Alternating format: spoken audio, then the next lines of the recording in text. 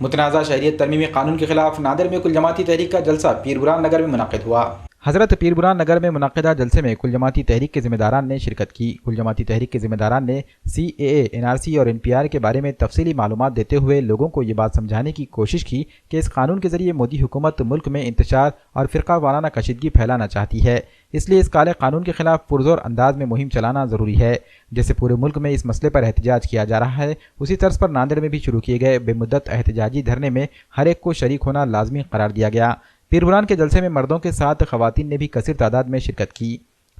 ارے ساتھی سب مل کر آواز دو، ارے ساتھی سب مل کر آواز دو، ارے زور سے بولو تم کیا چاہتے ہو،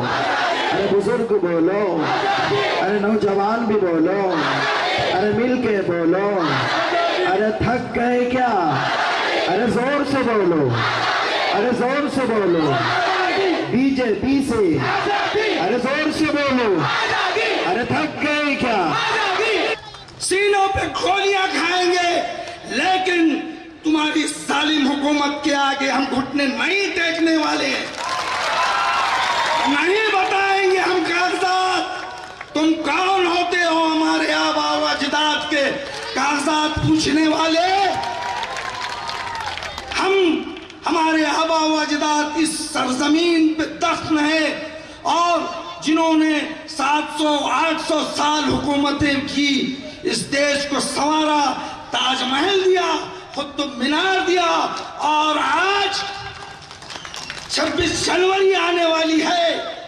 15 اگست آنے والی ہے، تو تم اسی دلی کے لال قلعے پر